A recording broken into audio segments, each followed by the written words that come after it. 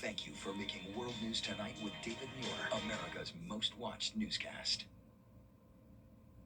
It's been an incredible year in sports, and the ESPYs celebrate all of it. All the champions, all the playmakers, and the biggest stars are going to be there, and they're letting me host. Hey, thanks, man. Hey! The ESPYs, live Wednesday on ABC. Why would you throw this? Right now on News Channel 67, Burke County Sheriff Alfonso Williams indicted on federal charges. What he's been accused of. We'll have the latest details as your news at 7 starts now. Live from Television Park, this is WJBF News Channel 6 at 7. Good evening, everyone. I'm Dee Griffin. Thanks so much for joining us. Coverage you can count on begins in Burke County, where Sheriff Alfonso Williams is now facing federal charges. Michaela Davis is live in Waynesboro tonight for us, and she has been following this story. Michaela, what's the latest? Absolutely. So during tonight's county commission meeting, commissioners tabled every item on the agenda involving the sheriff's office. Now, this includes contracts for billboard advertising, license plate recognition camera system, and they also briefly addressed the indictment. Now, their statement included they've been in contact with state officials. They also support the investigation. I'm also seeing they will take all actions within their authority to ensure minimal impact on law enforcement services. Now, we are continuing to learn whether Sheriff Williams plans to respond to these allegations, and we'll keep you updated. In Burke County, WJBF News Channel 6, Michaela Davis. All right, thanks so much, Michaela. Now, we're going to switch gears here for a first look at our weather with Chief Meteorologist Jenna Petracci. And Jenna, I was telling you earlier that the thunderstorms missed their mark today. They didn't come as early as 4:30 like they've usually been doing. That's right, Dee. So we've been pretty dry here at Television Park, but we have had showers and storms all around us. And as we zoom in here, you can actually see this one heavy shower just to the south of us along Bobby Jones Expressway and to the north of Hephzibah. Harlem, you're seeing some rain, and we also have more rain to our west. So northern McDuffie County, north of I-20, seeing that activity into parts of Wilkes County, Warren, Hancock, and Tolliver as well. Now, as we move down towards the south, you can see light rain over Johnson County, a heavier shower with a couple lightning strikes in Swainsboro at the moment.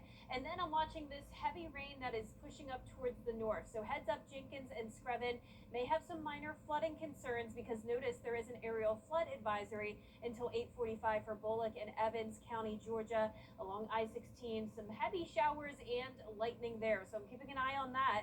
But for a Terry Limber Hyundai Skyview cam up towards the north, Soap Creek Marina actually showing some sunshine now after a shower that moved through earlier. Winds are starting to come out of the northeast. We'll see some drier air move in, and that will lead to lower rain chances starting tomorrow. But as for today, we had a high of only 87. That puts us well below average for this time of the year. And now we're down to 82 in Augusta, 83 in Aiken, some of us in the 70s. And since dew points are in the 70s, though, it's still feeling very muggy out there. And for the rest of our evening, we'll still be watching for hit or miss showers and storms with that minor flooding threat with temperatures in the 70s. Now, as we look ahead here, like I mentioned, some drier air will be moving in, lowering our rain chances, and the temperatures will begin to heat up into the mid-90s. More details coming up, but back to you, Dee. All right, thanks so much. We'll see you in a few minutes. An incident involving an unsecured gun turned a vacation in Florida into a tragedy for a Jefferson County family. The incident took place on Sunday afternoon. The Osceola County Sheriff's Office reports a Georgian family had been settled into the Cove East at Stony Lake around 4 p.m. As the adults checked in, a 2-year-old and 4-year-old were left unsupervised in the vehicle. Deputies say the 4-year-old found an unsecured gun and fired a lethal shot, and the toddler was rushed to the hospital but did not make it. Pull the trigger and you can't recall that. It's not a video game. You can't hit reset and start over. Once you pull that trigger, that projectile is going somewhere, and this one hit a 2-year-old. Our ABC affiliate in Orlando reports this afternoon that the gun was used by the mother, and the 4-year-old who allegedly pulled the trigger was the victim's cousin. An Aiken lawmaker says 4-year-old Javea Harris's death exposed gaps in the child protection system. Now, Representative Melissa Oramis is working on Javea's law. Aiken Bureau Chief Sean Cabotstock has the story. As Javea's memorial grows, Oramis says her goal is to make sure no other child falls through the cracks. I have a granddaughter who's a couple years older than her. It's just unimaginable what came out of this whole thing. Wendy Tyne traveled from Lexington to Aiken to pay her respects. She brought stuffed animals from her granddaughter to add to a growing memorial for 4-year-old Javea Harris. Bonnie Hutto came from Wagner to help preserve Javea's memory. This was inside of her home, her trampoline. We put her trampoline up here. We put her boots up here somewhere, her rain boots. They're up here in here somewhere. But all of this was her personal stuff from inside of her room.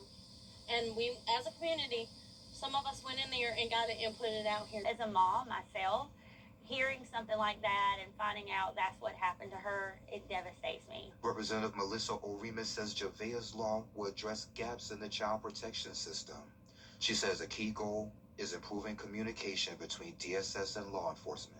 The reports that are made, the follow-up, or the caseworkers following up to make sure the child is safe. And if there's not, or the parents are missing and you can't find them, or they've moved, law enforcement needs to be notified, and then law enforcement needs to follow up on every single case. O'Remus is also calling for tougher penalties for people who harm children. Going to be punishable by death. That is the biggest thing for me. Many other things, whether it be child abuse or, sex trafficking. She says the goal is more than a law named after Javea. It's creating change that can be enforced. At the memorial, community members say they hope Javea's law leads to change. That's something that should have been done a long time ago. This little girl was failed by so many. O'Remus says Javea's law is still being drafted with input from DSS, law enforcement, and the community before lawmakers return in January. In Aiken, I'm Aiken Bureau Chief Sean Cabbage-Stock, WJBF News Channel 6.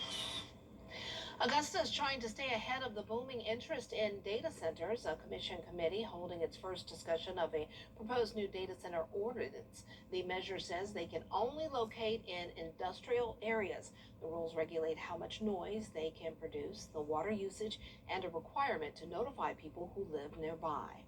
I have no problem with it as long as it's out where it needs to be. We have in Augusta, Richmond County areas in this county that are industrial that suit places for data. And so, yes, we need to move forward and go ahead and get this done.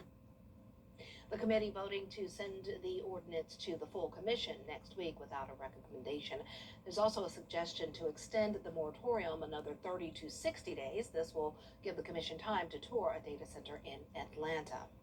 Ahead of the new school year, Richmond County school leaders are still working to put people in key support positions, including bus drivers. District leaders say they are actively recruiting. They will host a walk-in hiring event Wednesday, giving job seekers a chance to connect directly with the school system. School leaders say their recruiting effort also starts with making the job more competitive. Our school board actually approved about a 12% pay increase to help us secure the bus drivers that we do have. And also is serving as a recruitment endeavor as well to attract new bus drivers to the school system. In our system, it's important. Obviously, getting our students safely and to school on time every day is of utmost importance for the Richmond County school system.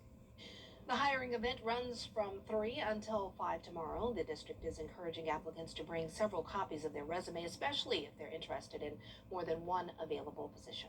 Coming up, Emory University highlighting the history of soccer. We'll have more on the exhibit after this break.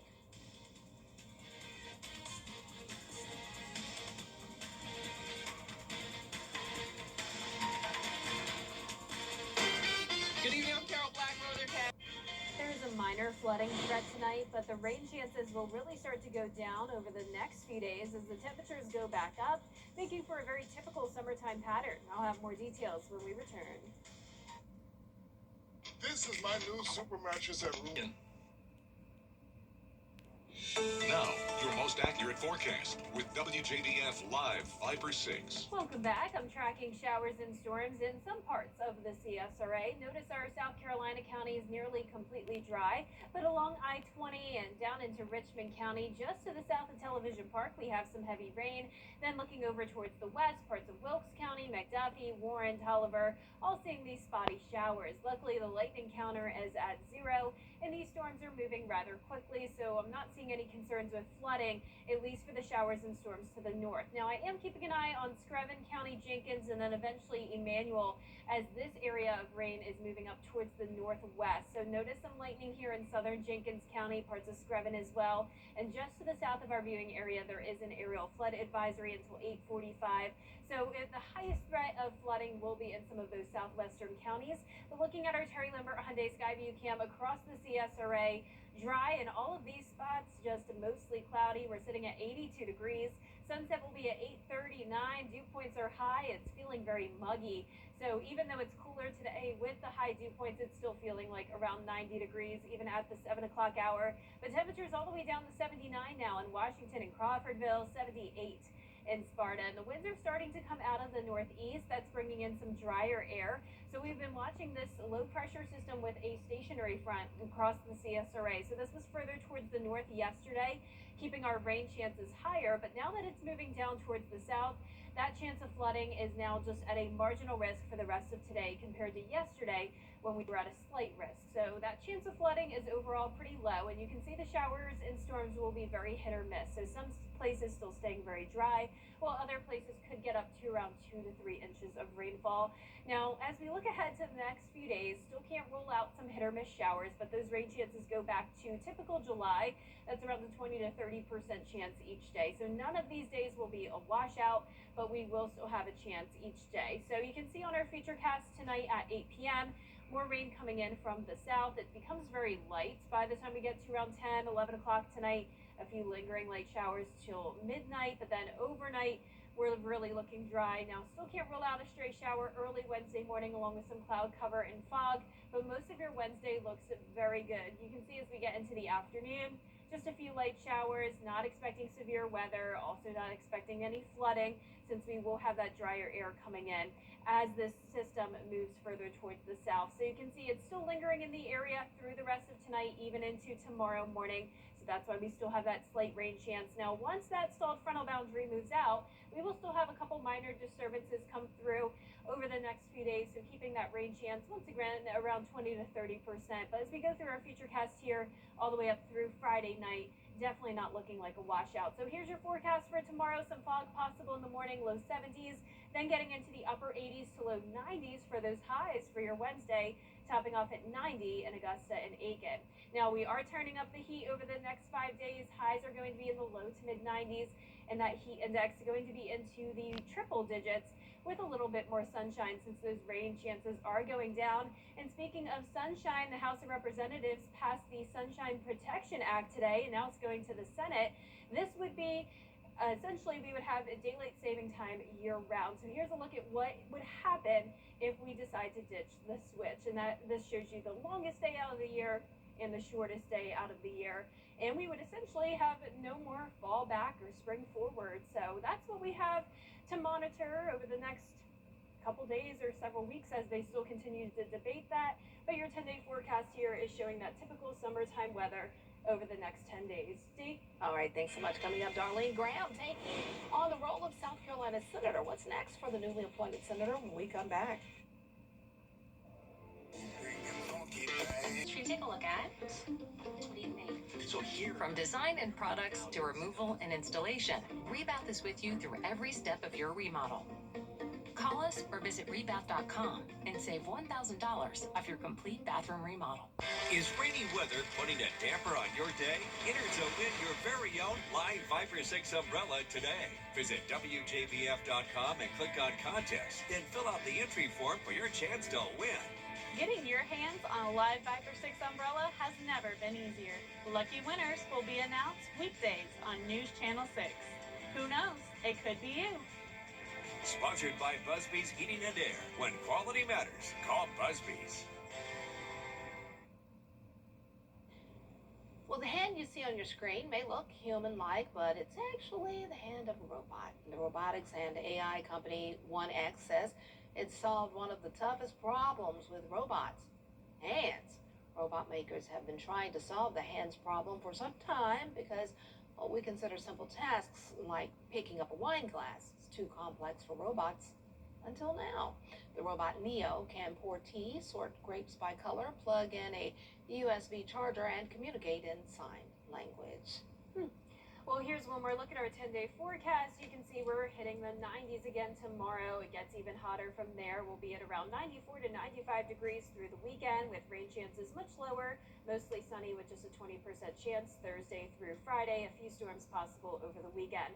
But other than tonight, we're done with that flooding threat. No more severe weather expected over the next few days, Dee. All right, that sounds good. That's our time for now. Thanks so much for joining us. Our next news is at 11 here on News Channel 6. Have a good night.